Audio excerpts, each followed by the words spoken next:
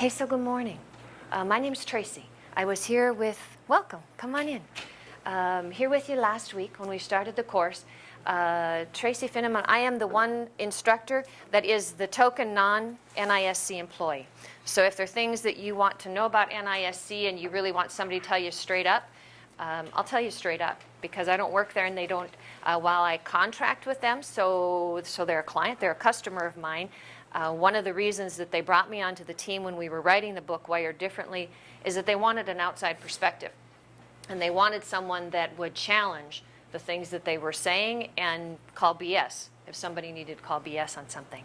So before we get started, while I won't be able to remember all the names, I need to have just a bit of context. So can we start, doesn't matter to me where, but if you'll tell me your name and then either your interest area or your degree program, where you're focused, please. I'm Tyler, I'm in ITM, and I'm looking towards networking or system administrator. Tyler, and ITM is Information Technology Management, okay? I'm Nicholas Willoughby, ITM CIS. CIS is Computer Information Systems. I want to be a programmer. Programmer, all right, so Tyler and Nicholas, yes. My name is Chris Kraft. I'm Hey, thinking Chris. about going to healthcare administration pre-med. Oh, awesome, okay. Matthew Schaefbauer, ITM CIS. Matthew, okay. Emily Radcook, CIS ITM. Emily, okay.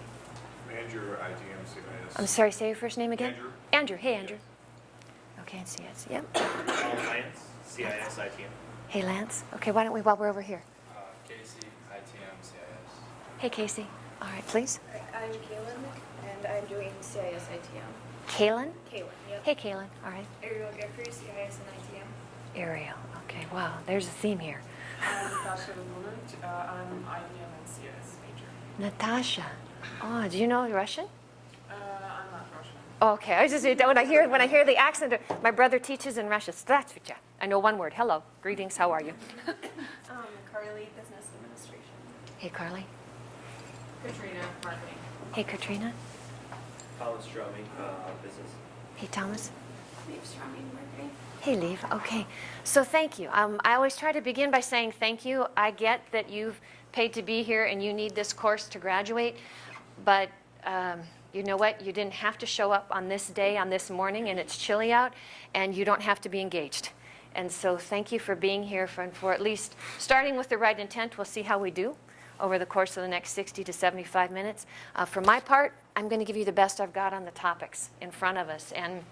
And my role this week is really to set the framework for the course. So as one of the authors, I know the book fairly well.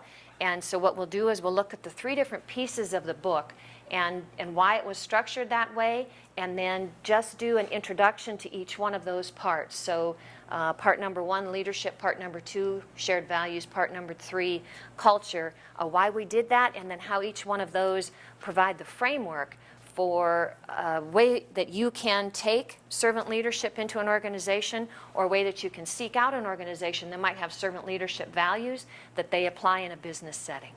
Okay, fair enough? Now then, here is the quick test. Last week, for those of you that were at the class, we had an assignment, and I provided that to Dr. Fishbeck, and so I'm just curious, how many of you know you had an assignment, and how many of you did it? How many of you knew you had one?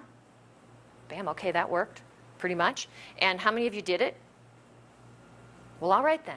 So what we're going to do is go through that right now. So those of you that didn't do it, you have a slight reprieve. Can I borrow this for Chris, right? Yep. Okay, thanks. So you're going to have a slight reprieve because you're going to do it right now. And if you did it, then you just get to repeat what you already did, so it's easy. But it doesn't really matter what we identified in terms of what we want to teach in this course. You know, we might think we're incredibly brilliant on this topic, and maybe we are, but the problem is if we don't meet the needs that you have in terms of the course, and if we don't do what you value for this course, then we've missed the mark. And I see that this is the next slide up, so I'll do this for you really quick. One of the things we're supposed to do when we start is tell you a little bit about who we are. So welcome, guys. So three quick things about Tracy. On the left, this is Tracy the baker. Of all the things that I envisioned I would be in my life, a baker is not one of them. But a year ago in January, I launched a granola business called Papa's Granola. And so I'm learning how to bake. And I started it because I used to do it at home, and then pretty soon people started saying they'd pay me for that stuff. And so I now have a granola business, and I'll have to file taxes on it after the first year. It's in 8 or 10 different locations. Shields is probably the one that's the most prominent for all of you. And I want to grow it tenfold this year because I think I should. There. So that's the baking business. In the middle, you see the pumpkins. That's me in one of the pumpkin boxes. My family owns and operates Papa's Pumpkin Patch, which is about 34 years old. Have any of you been to Papa's? Bam. Okay, thank you very much. So then that means you have come to our yards and played at our house. And Papa's Pumpkin Patch is not a cooperative. It's a for-profit business. It's an LLC. But what's unique about it is it's set up to first pay the bills, which every good business has got to do. Second is support charity. And then third, if there's anything left over, we go on a vacation for our family. And so it's really designed to support charities. So each year we have between 45 and 50 charitable organizations. There's actually 3 or 4 student organizations out here on campus. And people volunteer at Papa's. We have no employees in exchange for contributions to their organization. And so that's actually me working with my father-in-law, but there's a volunteer group helping us that night to unload pumpkins. Over on the right is the business consultancy that I have, Integrity Partners. So the way that I get to work with organizations like NISC is through business consulting and advisory services. And that also allows me to do public speaking and several other things. So there's actually I'm standing with you today as a part of 3 different organizations. One is a family owner, one is the president, one is the founder. So that's a little background on Tracy. So here's where we are, and there's our question.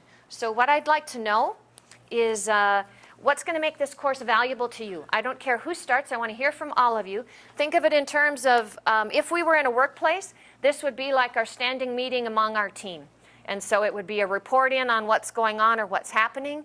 It's pretty consistent that once you join a team in an organization, you're going to meet on a regular basis, whether it's just with your supervisor or with the team as a whole. And when you're working up to projects, it's going to happen a lot faster. So being on a weekly basis, that could be pretty regular.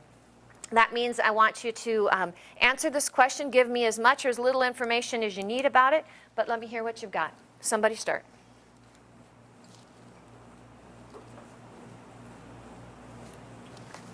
Well, okay, yeah, jump in there. My question, or what would make it valuable to me, is kind of a business on-site or analysis. Some of the stuff that the Vern has been putting down sounds all good and dandy, but I've noticed through real-life experiences and some through other persons that what he actually preaches does not actually translate into what I've been noticing. So I want to see where there's a disconnect in the company.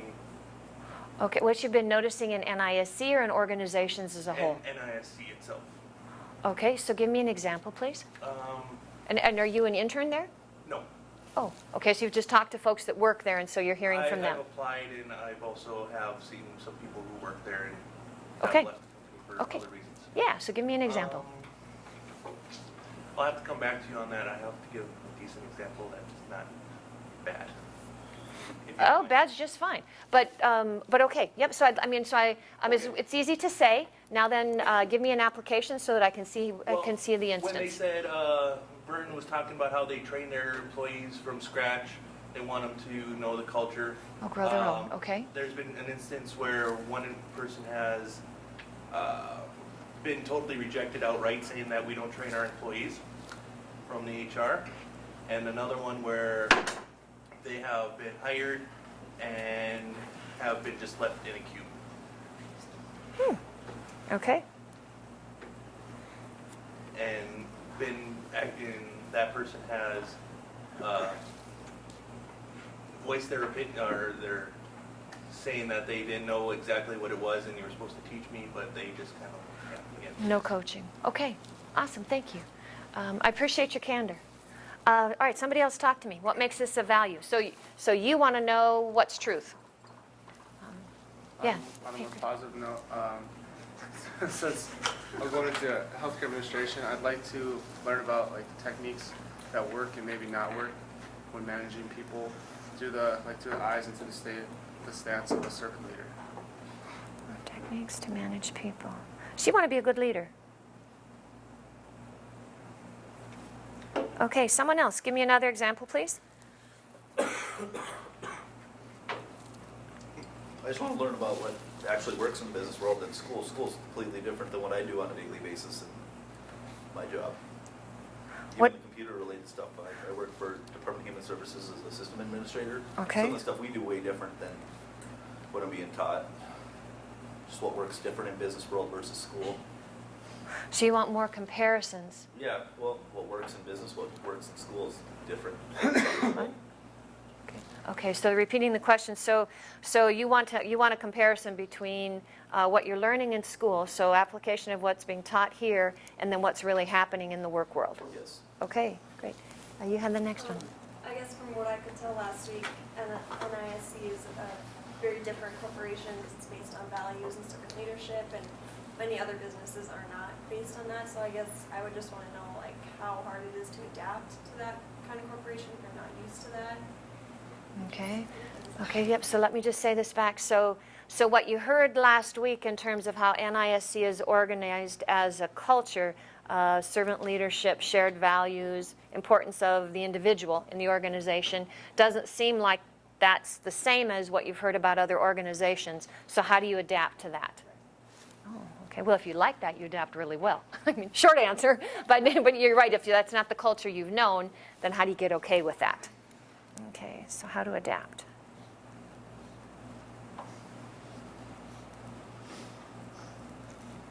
Okay, someone else talk to me. Yeah.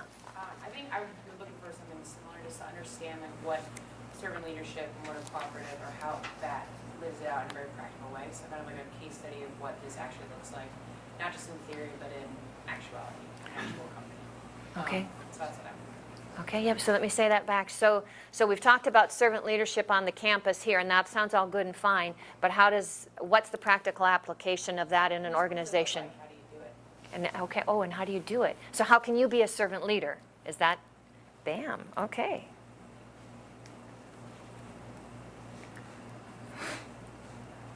Okay, someone else.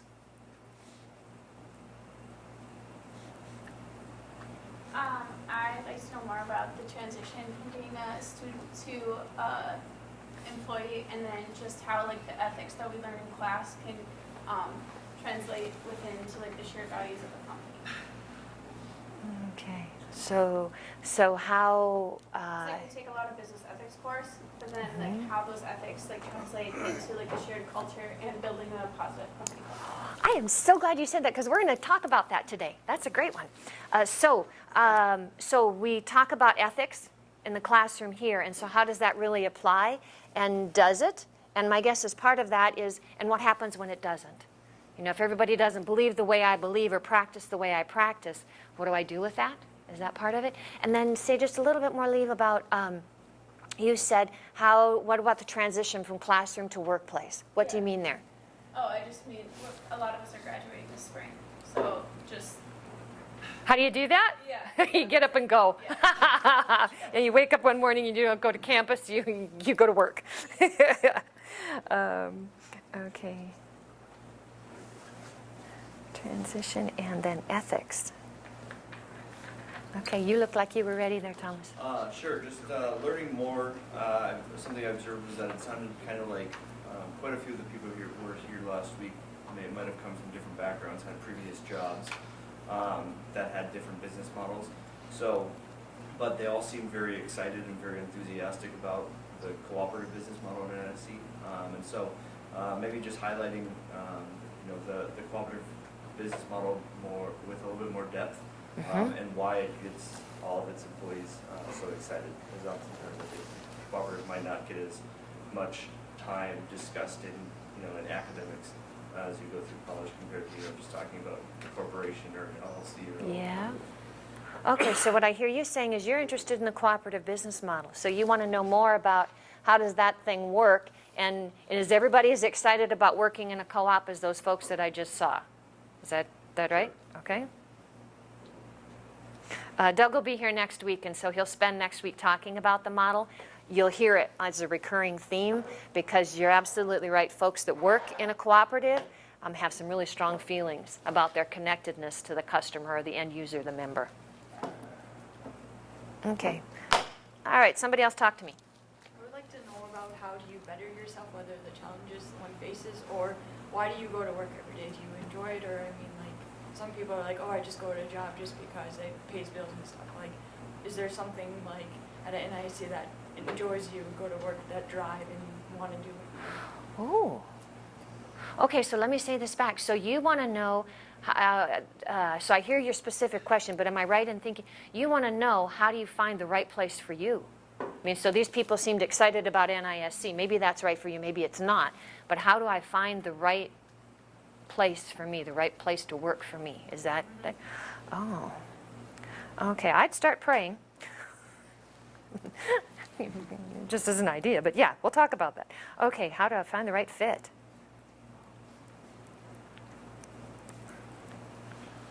Okay, who else?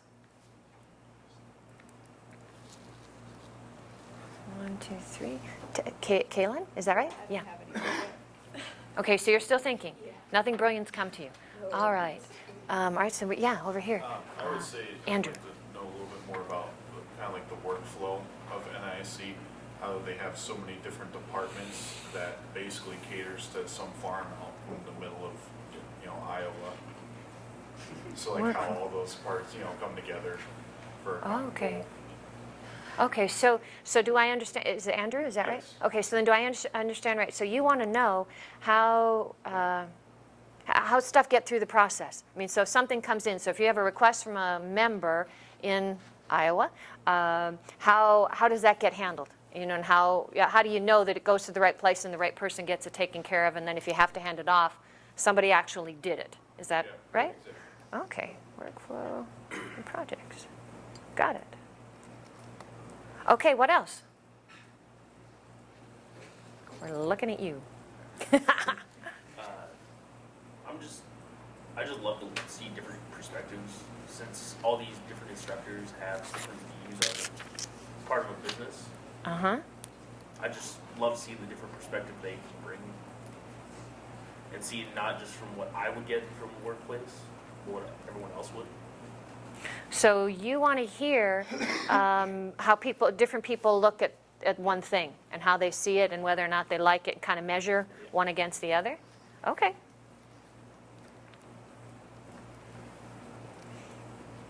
All right, somebody else.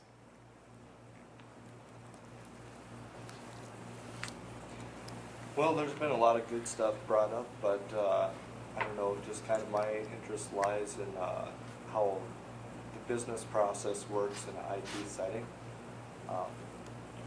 Say more. Yeah. How the business process Yeah. works in an IT setting? Yeah. Okay, tell me more about that. I don't know that I get it. They're an IT company, so how does the business aspect tie in with IT? Business aspect is in they've got to make money. Business aspect in how you... Business as in like relations with customers and money, the whole. Because I mean, a lot of the things I'm interested in were already brought up, so. Okay, so another possibility. So you like some of the things that you've heard, but another possibility is that how's the business process work, and how do you actually relate with your customers and your members? Right. Is that kind of thing? Tell me your name again. Matthew. Matthew, thank you.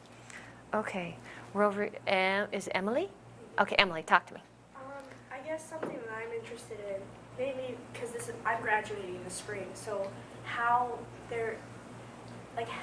how an IT company would sort people out, like as in talent, because I mean it's easy to put on this front that all this stuff, but it's a little more difficult to apply it in the workforce than it is to just demonstrate your knowledge of Okay, so I heard a question, how do IT companies sort talent?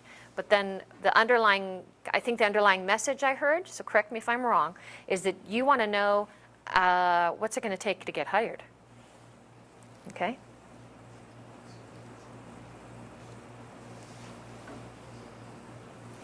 Okay, there's just a few of you left, and a couple of you came in late, so the topic question is, what would make this course of value to you? Casey, you were here earlier, so what do you say? Just learning about once you start in a company, kind of see where your options are to move up through the company instead of just getting a job and sitting at that job all the time. See where you're able to kind of grow within the company as opposed to having the same job just to get higher up in different positions and whatnot. Oh, okay, so let me say this back. So you're interested in knowing, once I'm in the organization, I don't want to be stuck. So how do I move around, and do I have to move over? Do I always have to move up?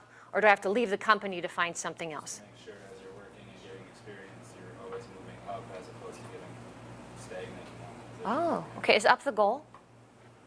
Usually, yeah. Okay. I mean, you get more knowledge, more experience, so. Okay. Move and grow in organization. Okay. First, I need you to tell me your name. Matt, Hey, Matt. And what's your background, your degree? I'm a CIS IT major. Okay, great. And so what would make this course of value to you? I would want to learn more about student leadership and what that looks like in the business. Okay. So do you have ideas now, and so you want to know how it's really applied? Is that it? Because I've heard it for 3 years. I've heard servant leadership preached, but I've never really seen what it is. Okay. Oh, okay. So you hear people talk about it, but you don't know that you've seen it in action. And so you want to know then how's that show up in the workplace? How will I know that's it? Got it. Okay. Okay. Kaylin, are you ready? Yes. Bam, let's go. Okay. So they kept talking about how some of the people working there had degrees in something and they were doing a job that was completely unrelated to their degree, and I was just wondering how they decided who should do that job, even if they had no prior experience in doing it. Oh, okay. So if you don't have the education for the job, how do you get the job? How'd you get that thing? Yeah? Okay, so, okay.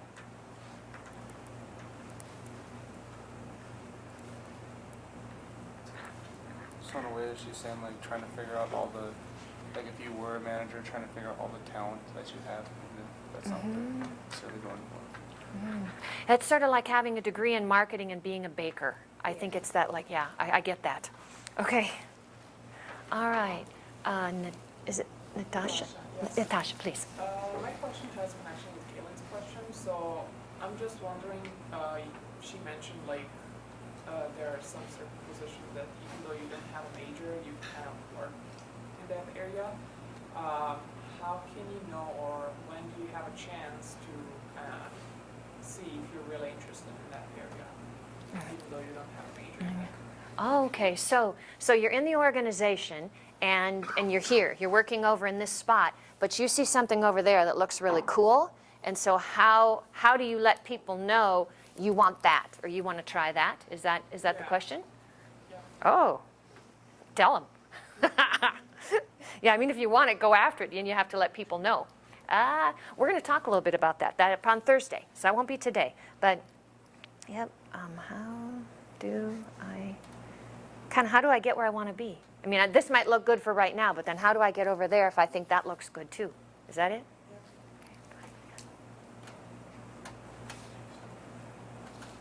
To be. Okay, I think, yeah. I'd be interested in hearing more about the history of NISC, like how did the company actually get started and why did they choose this model, the cooperative model, how'd that fall together? Oh, okay, that's easy. Tell me your name, please. Ian, Hey, Ian, and what's your background? CIS, IT. Okay, how did NISC?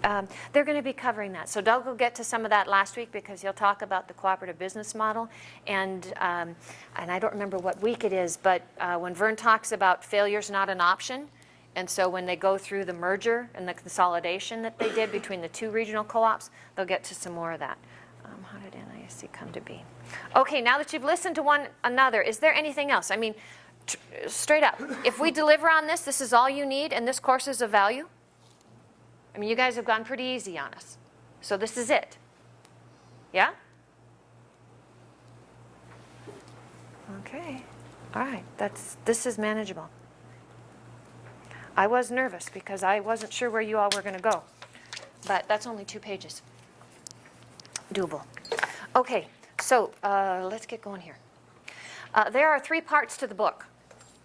And when you look at it, I mean, it's really easy. Part 1, Part 2, Part 3, that's how it's labeled. But first section, so about the first 3 to 4 chapters are leadership. Middle chunk is shared values.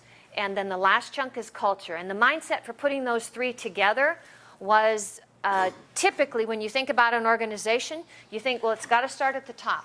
So whatever behaviors, whatever actions, whatever kind of style is led from the top, that's what will permeate the organization.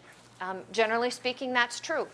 And then the culture that you want or the environment that you want to work in speaks to the middle section or the shared values. So how do we behave? How do we treat one another? It's sort of like how do you treat one another when everybody comes home for Christmas? Maybe well, maybe poorly, I don't know. But what are the values that everyone says basically, here are the parameters of the guidelines in terms of how we play. Those 2 things, how we lead the organization and then the parameters that we say in terms of how we'll play, dictate the kind of culture that you'll have. You know, and so you raise an interesting question when you say, what I heard them say and what my experience says to be truth, there's some gap in there. Why is that? You know, and it's not necessarily, I didn't hear you judging the organization. I heard you saying why. You know, how come the CEO says one thing and I talk to an employee that says another? That's a great question. If Vern heard that, I mean, if you had asked him that question, he would want to know more. He would want to go seek it out and understand because that's his style. I mean, my knowledge of him would say he would want to know more. I'm not saying you're telling truth or lie. In every organization, how you hope everyone behaves and then how it really happens, there's always gaps. You know, so that's just the reality of it. Have any of you worked with horses? Yeah? Okay. So a photo like this, are you familiar with the phrase joining up? Do you know this? Okay, what's joining up? With a horse? Yep. Be with a horse likes you so much that it basically follows you around like a puppy. That's what my experience would be with a horse like that. Okay, so have you ever experienced join up with a horse? My horse was sexist. Oh, it has nothing to do with sex. I think we're talking about 2 different things here. It was the horse. Because the horse I owned, I would try to do this. I would try to lead it around without a halter, and it just wouldn't do it. I'd try to ride it.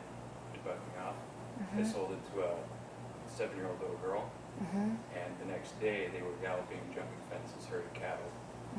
Just fine. Yeah, so I would say, in my experience, that has nothing to do with sex. That has everything to do with the bond between horse and rider.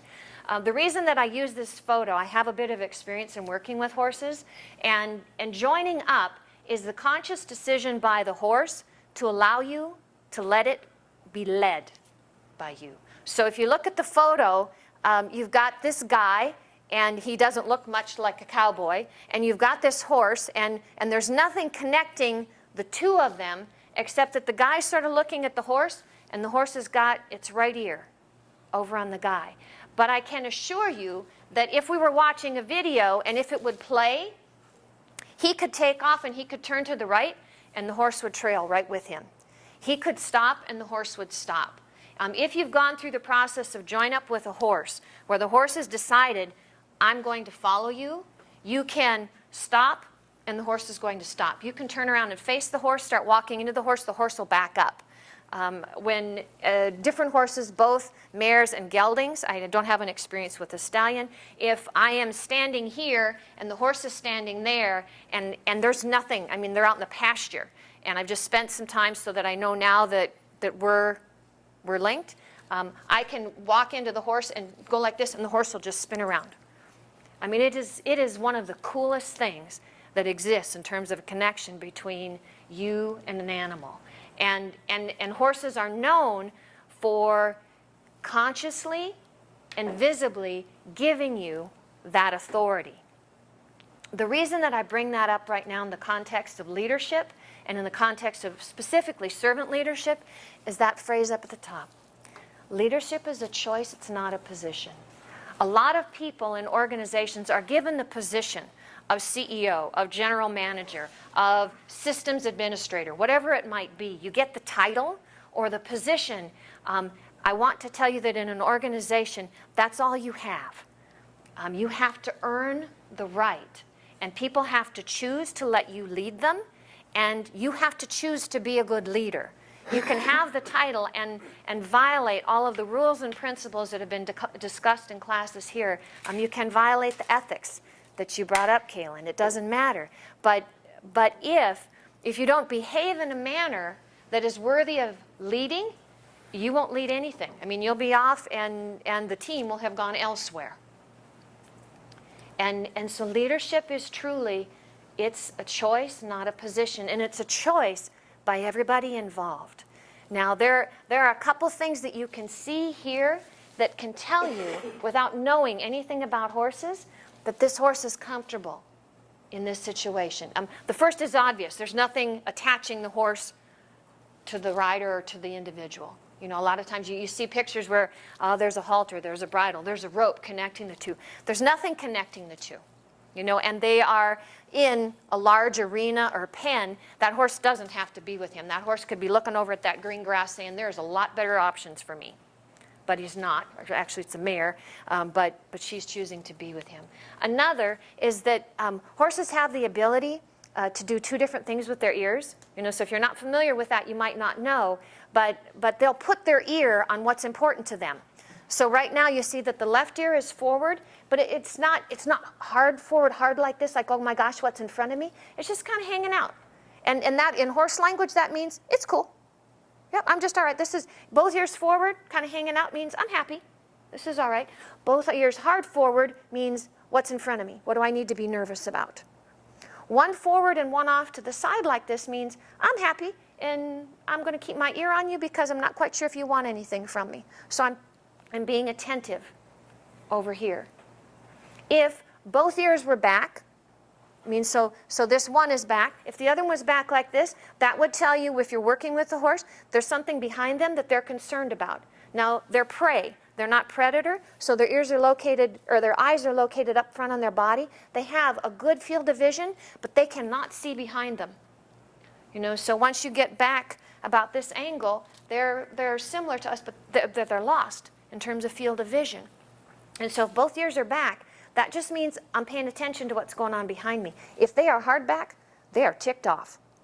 You know, so now then they're angry. So for example, when Tracy goes down to feed the horses and she takes the young stupid puppy with her, and the young stupid puppy goes over and wants to steal the horse feed because it has molasses in it, then I can tell you right now, the mare, her ears just go straight back. Now she doesn't do anything about it, but she is cussing her up and down in horse. She's not happy about that. Okay? So, step number one for you. Leadership is a choice, not a position. Okay, gentleman on the left, tell me about him. What do you know? Not much. They would not like to know this in the president's office. What do you know about him? Talk to me, people. President of our university. Okay, what else do you know about him? He grew up in a small town in Hamilton, because I know him. So. Okay, so he grew up in Hazleton, small town guy. What else? He dated my aunt in high school. Well, all right then. In the category of little known facts, he dated my aunt. Thank you for that little piece of information. Okay, of all the things I thought I might hear today, that wasn't one of them, so there you go. Never underestimate a crowd. Anything else you know? Seriously? He's a priest. Okay. Yep, he's a priest. He's the president. Yes, sir. Youngest president any college in the United States that we know of. That's right. Yeah, yes. He's also the youngest Monsignor. And the youngest Monsignor. Yes. Will be for a really long time. Okay. Yeah. So most of the things The dating one's probably a bit on the fence, and maybe the hometown piece. But most of the things that you identified are things that provide Monsignor Shea, president of the University of Mary, with formal authority. So he has title, or he has the titles that place him in a position of authority over others or over an organization. All right? I mean, can you agree with me on that one? I mean, whether we're not talking about the characteristics of the individual or the personality of the individual at all. What we're identifying here is that man's got authority. All right? Do any of you recognize the young man over on the other side? Yes? No? Okay. So here, I can see we need to back up just slowly. Okay. If the answer is yes, you do like this. If you don't know, you do like this. Either one is just fine, but I just need to have a little read from you here. Otherwise, I play guess what's in your head. Do you know the guy on the right? Okay. Thank you. See, that's so helpful. Thank you. Okay. His name is Iqbal Masih. In this photo, he's 12. So he's also quite young. This is a photo taken shortly before he was shot and killed. Iqbal, and I'll read you part of his story, at the age of 4, was sold into slavery by his family in Pakistan. He was made to work in chains for 14 hours a day with a break of 30 minutes in a carpet factory. At the age of 10, he escaped from the carpet factory because he learned that bonded labor, which is what he was sold into, was illegal by the Supreme Court of Pakistan. He was caught by the police and returned. Not returned to his family, returned back into slavery. For the next 2 years, he continued to escape, and each time he escaped, he was able to help over 3,000 other children also escape similar situations. At age 12, he was shot and killed for escaping yet another time. Now, I tell you that story because here's this guy that none of us know, thousands of miles away from us, no formal authority. He was a slave. His family sold him into slavery for whatever set of reasons we don't know. But he was able to impact thousands of lives of others with no formal authority. He's no Monsignor. He's no priest. He's no president. But he was able to impact thousands. Here's the point I make. In any organization, whether it is on a campus or it is in a career, you have the ability to have influence or authority over others, whether or not you have the title.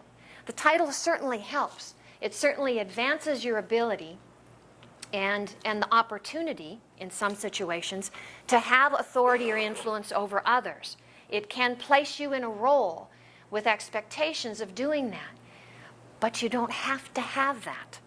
So one of the key traits of a servant leader is recognizing that whether I am the receptionist or the janitor or the programmer or the president, I have the ability to have authority and influence with others. I just have to realize I have it, and I have to bring it to the table when I sit down. So you can choose to wait until you advance. Is it Casey? Is that right?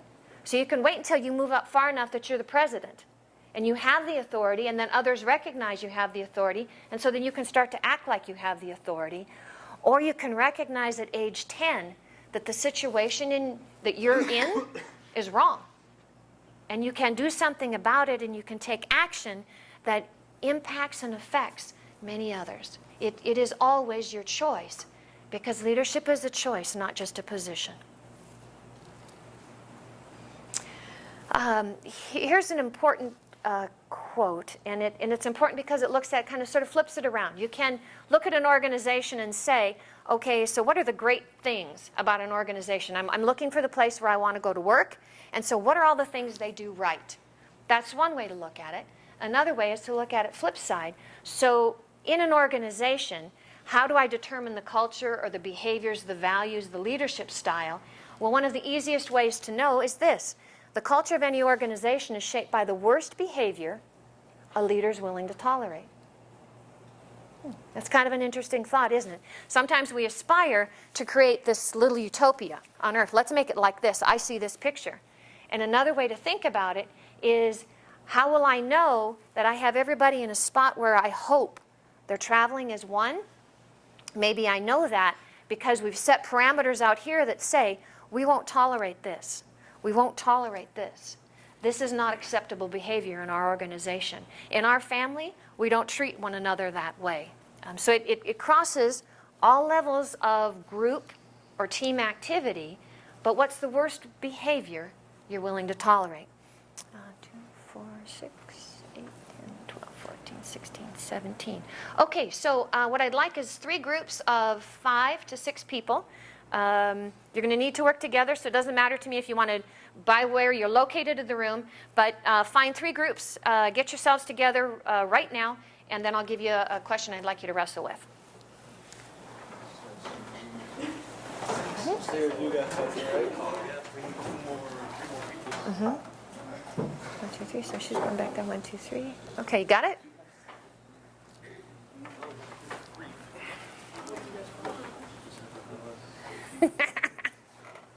Got it sorted out, guys? Okay, this group over here, here's what I want you to tackle. And then you're going to report out and tell the rest of us. I want you with the first one. What is the worst behavior you're willing to tolerate among your friends? And you might find, because maybe you all don't run together, so you might have a different set of things that you'll say, don't tolerate this with my friends, don't tolerate this. And so you can have multiple items, but you're dealing with your friends. This group up here, at your place of work. So what would be the worst behaviors that you'd be willing to tolerate at your place of work? And this group back here, all right, what is the worst behaviors you'd be willing to tolerate if you were Monsignor Shea? Yes? Now, tolerate, you mean as in not doing anything about it, allowing it to happen? That would be the deciding factor. If you did this, so if you went out there and blew up cars, that we wouldn't tolerate that. But if you went out there and if you just ran into them, we might tolerate that. So it's the deciding factor between we'll take action and we won't take action. Okay? So friends, workplace, president of the University of Mary. Go ahead. You're going to have about 5-6 minutes, whatever it takes, and then I'd like to hear some of those responses back.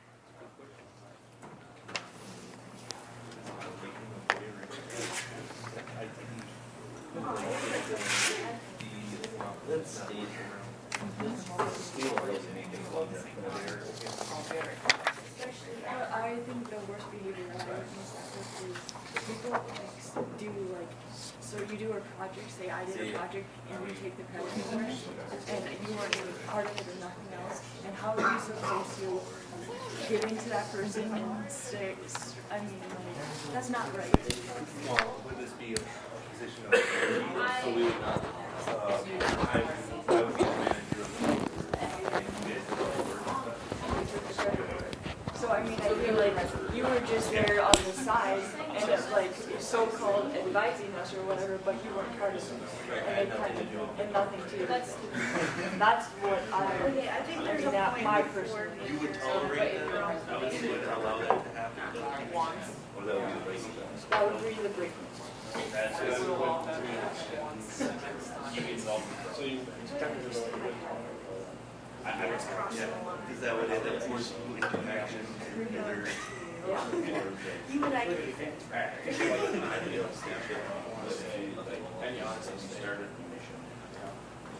But we all make mistakes. Yeah. So that's an honest mistake. yeah, we're still tolerant. I mean, that's ideal.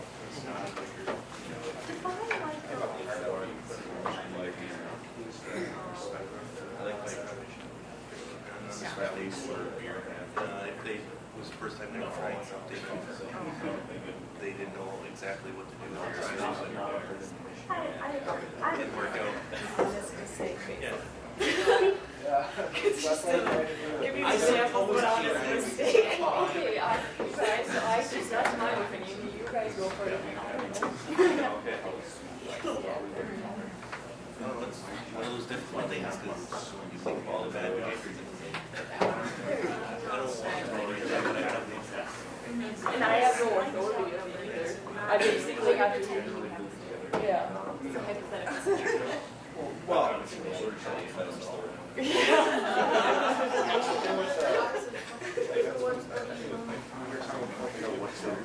So I would say probably Yeah.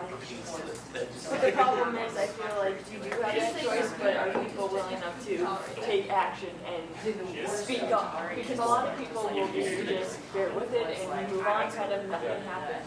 But it's the fact that people will take that choice to, because what he said, stirring the pot, and it's gonna boil and boil and boil, so eventually it's gonna go, or whatever. And Have some do you have one sport? Do you have the You know I like to stir the pot. Everyone knows that. Yeah. They've had a class with you, they know. Are you trying to get something out of it? Nothing at all. I'm not in that conversation. In a nice way, you ask the tough questions that others are afraid to ask. In this. I want to see the other side of that argument. That's crazy. Would your mother be? So if you'll take one more minute and just kind of put your ideas together so that each group has maybe got 2 or 3 things in terms of worst behaviors that you'll share with the others. I think it's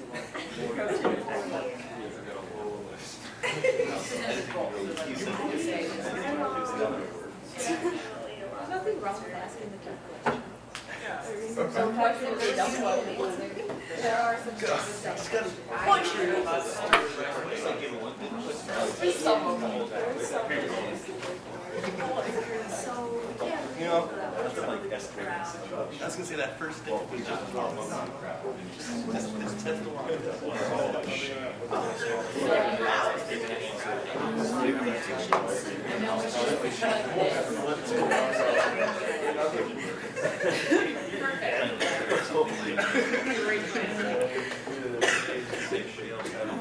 Okay. If you're the president of the University of Mary, what are the worst behaviors you'll tolerate?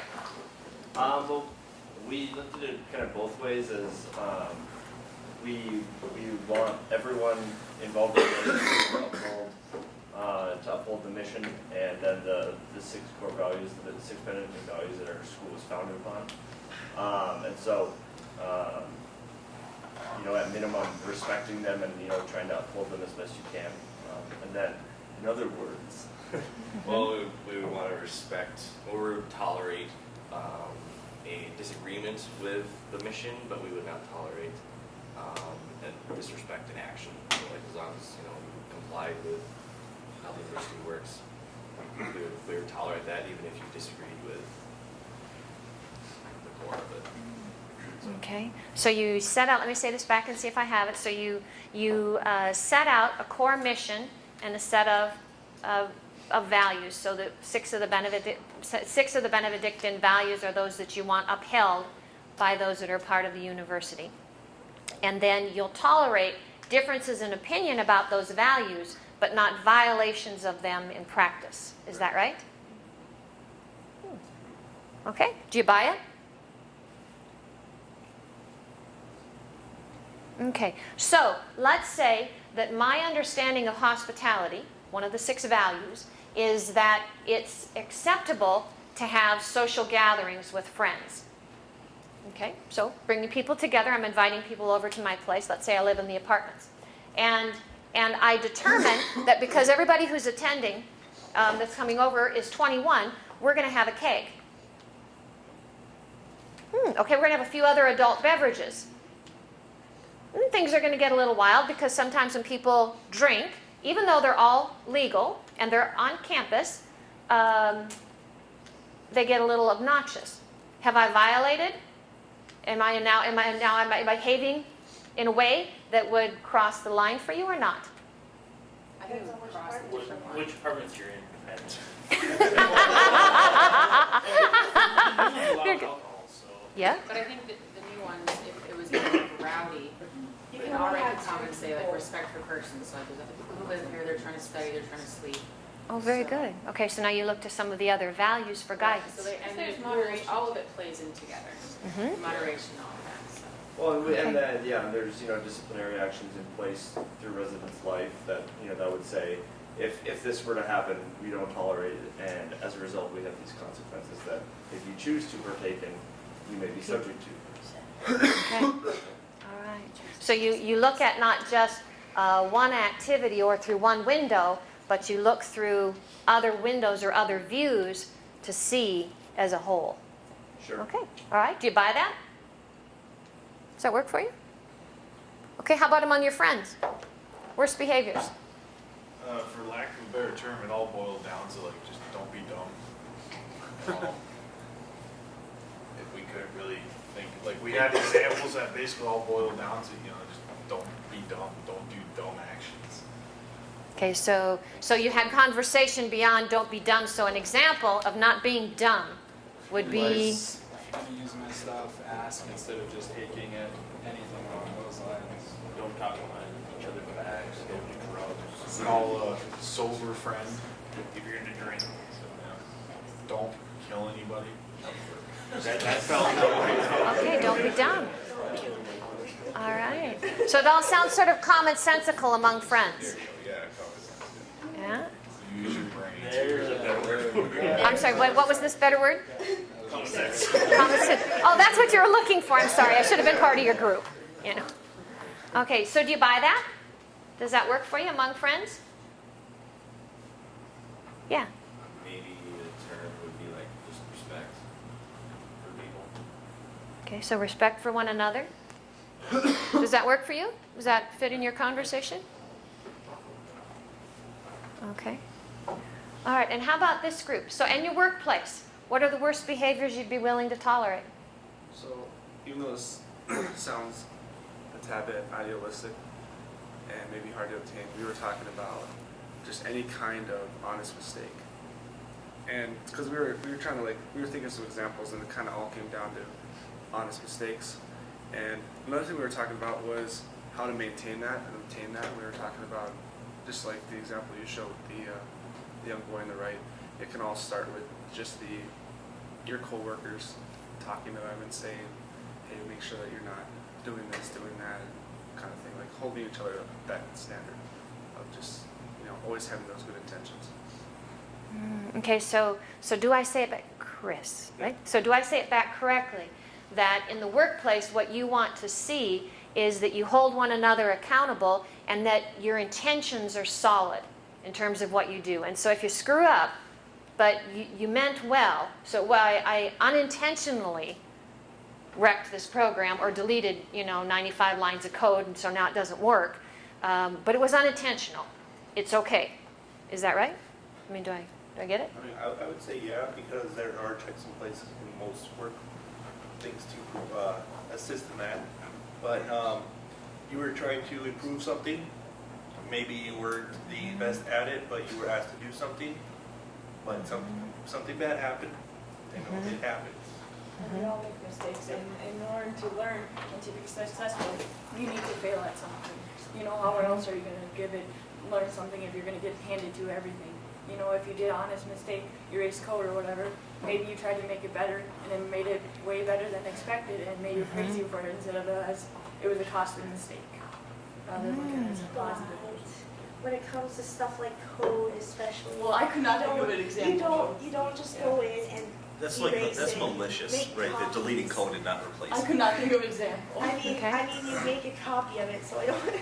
I mean, there's honest mistakes, there are, but at the same time, where does the line come in? Because if I'm making mistakes every day, I don't expect somebody to keep me like that. You know what I mean? Like if I'm making a similar mistake every single Always day. have that. There's honest mistakes, but there's a line to.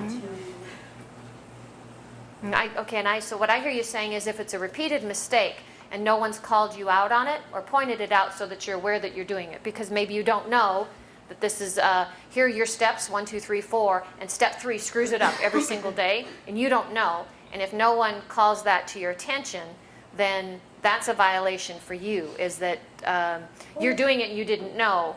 There's if somebody did call it to my attention that I'm still making this mistake, that's where the problem is. Okay. I mean, it could be I really just don't understand it, but I mean, there's a line. Yeah, I would have to agree that there is a line, obviously. I think as an organization, as management leaders, you have to decide for your organization where you draw the line. And I guess it's different for each field of business that you're in. It's different because each thing has a different impact on the company and on the projects. And I want to slightly clarify that. I'm not saying to make the same repeated mistake. I'm saying make a mistake, show humility in that, and then address either a peer or someone of authority and say, this is what happened. Is there anything that we can do to fix this? Just say, well, Evan, I tried, I didn't have 100% confidence in it, but I gave it my best, and this is what happened. What can we do? So maybe they'll take you off the project and say, okay, we need to work on some of your skills, and then we'll see if you can't get into the next one or something like that. Not, okay, I tried this, I failed at it, did malicious intent, and then next day everything was replaced and they did it again. That's not, that would be a different type of incident. Yeah. Okay. So here's just an observation for you. Your answers are your answers. So who am I to judge? I can't tell you that they are right or wrong. An observation of how you handled the question. And what was interesting is that for the most part, you all shied away from, we won't tolerate this, we won't tolerate this, we won't tolerate this, and went to, we'll behave this way, and we'll behave this way, and we'll behave this way. And I want to tell you, that's a social norm. We tend to not like to focus on the negative of what will happen unless we are in a setting that is all about the consequences, and incarceration, where everything is judged by the bad behavior that's occurred rather than the good behavior we desire. And so what you did is, within at least our society, it's common. It's where we go. We want to believe the best. We want to see the best. The one underlying thing that I noticed, and so now correct me here if I'm wrong, because this is something we can come back to. There is a question or a curiosity about, but how is failure handled in the workplace? And what are the consequences? Because, I heard a conversation over here about pink slips. So how fast do you get shown the door? And how often, if I repeatedly behave in that manner, what will be in place to help me improve or help me to see what I need to do differently? Is that true, or am I just picking something out of the wall? Yes or no? Yeah, how does that stuff get handled? If I screw up, what's going to happen? Yeah? Okay, so remind me, not today, but remind me on Thursday, and we'll come back to that. Because that's a great cultural topic, and so we'll come back to that one. Leadership, values, culture. So we've talked a couple. I'm not going deep in anything, so we've talked a little bit about leadership. Want to talk just a bit about the values portion still today. And so on the value side, if you were here last Thursday, you may remember this slide. This is a slide that Vern shared with all of you. Every organization has values, whether they're stated or they're practiced. They exist. Some organizations are intentional about them. Most that are intentional about saying we have core values, choose those values at the top. So up in the C-suites, the chief executive officer, the chief operating officer, financial officer, information officer, remember the C-suite determines here's how we'll behave, and then hands it out to the organization and says behave that way. Now I'm not saying that's the right way to do it, I'm just telling you, generally speaking, that's how it's handled.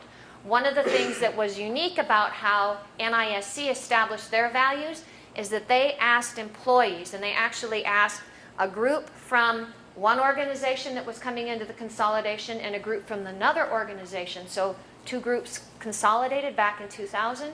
And so they grabbed some from each one of those organizations, knowing that they had 2 very different cultures, and asked the question of the employees, what kinds of values would have to be practiced in this organization for you to say this is an employer of choice? These are the 5 that they identified, and integrity is one that I heard in terms of how it's practiced at NISC. Step number 1 for integrity is do the right thing always. And I mentioned when we first started that one of the reasons that I was asked to help write the book was to be that check and balance in terms of, are they telling me the truth here? And I specifically remember being in a leadership forum. So it's a gathering of about 40 or 50 of the leaders at NISC, and they bring them together about annually to talk about what are our expectations of leaders, what are our issues as leaders, what are our challenges, how do we be better in this role that we have. And I was just always testing different things that Wally and Vern was telling me, and we happened to be writing in the section in the book about ethics and integrity. And I constantly heard them say this, do the right thing always, do the right, and I thought, I am not an absolute kind of person. This always and never stuff, I was horrible in classes where there was true and false, because I'd always guess the wrong way. And so, do the right thing always. I just really didn't believe that was how they really acted. So I'm at this leadership forum, and I'm visiting with one of the guys that happens to be there, and we're talking, and I find myself kind of moving into a conversation about values, and I don't know how we got there, but I made the statement, you know, it's been interesting for me to see the values that you practice at NISC, like do the right thing. And he looked at me and he said, that's not the value. The value is do the right thing always. It doesn't matter that we do it. It matters that we do it all the time whenever we can. Oh, okay. Well, that was an important check for me because I got corrected. And even though always is like 100% of the time, that individual was willing to say, we shoot for it 100% of the time, not just when it's convenient or when we like it. Okay, well, that was a good measure for me. One of the things that is interesting to me, observing NISC from the outside, is 43%. So about 1 out of every 2 employees that gets hired over there gets hired because of an internal referral. And the message I would convey to you about that is that means that there's a good number of their employees that like where they are, like what they're doing, like the organization they work for and the leaders they serve and that serve them well enough that they are referring it to families and friends.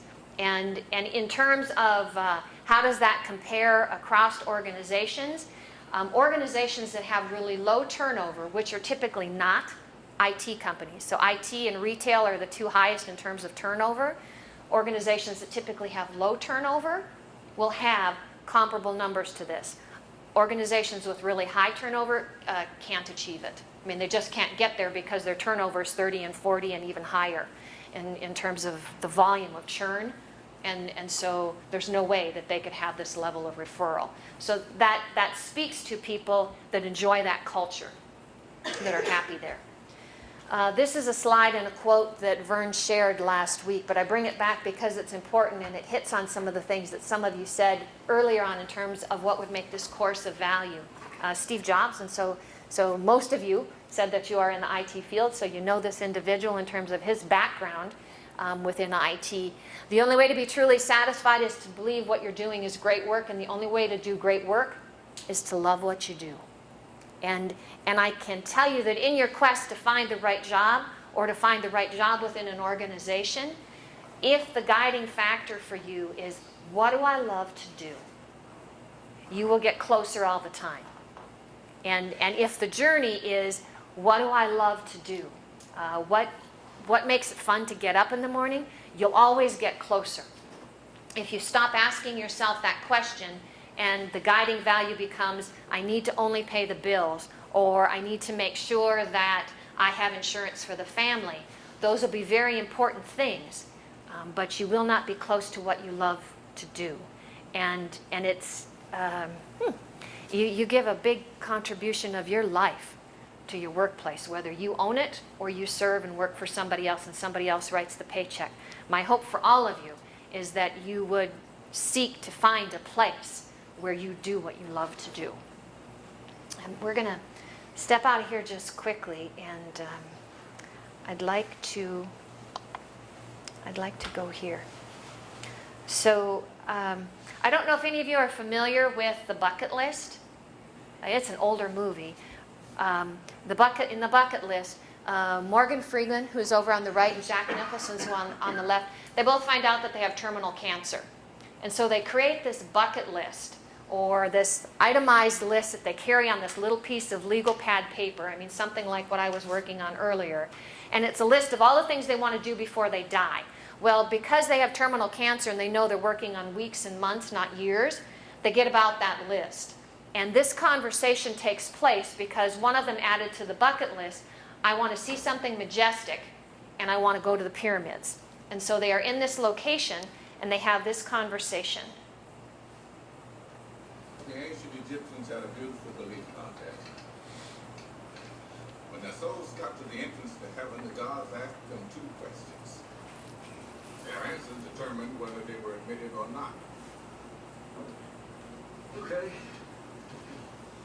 Wait. What were they?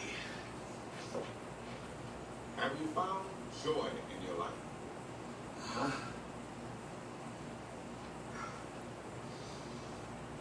Answer the question. Me? Yes.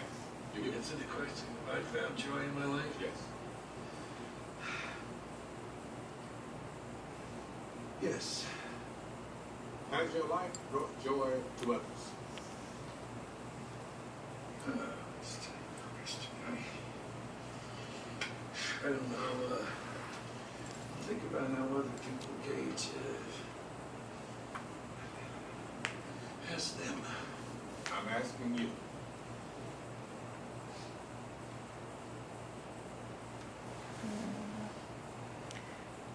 So the 2 questions. Question number 1, have you found joy in your life? And question number 2, has your life brought joy to others? And what I'd ask you about those 2 is as a slight transition for you, given your context as a college student, but what brings joy to your life and what activities allow you to bring joy to others. You know, so one is just looking at you. And so maybe you think of it in terms of, I'm a little bit selfish. What brings joy? You know, so what makes me happy? What does it for me?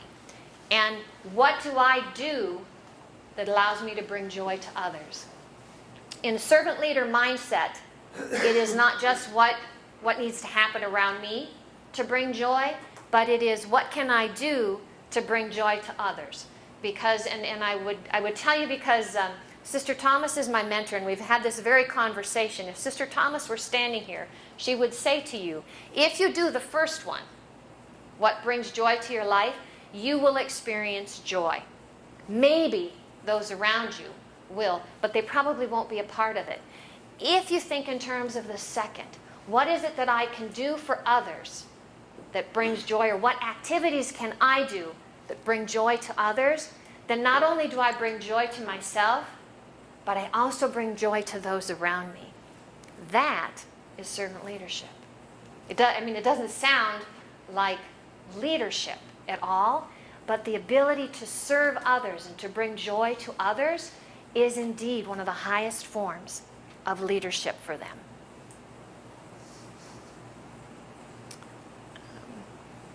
So, here's what I'd like to ask you to do before Thursday.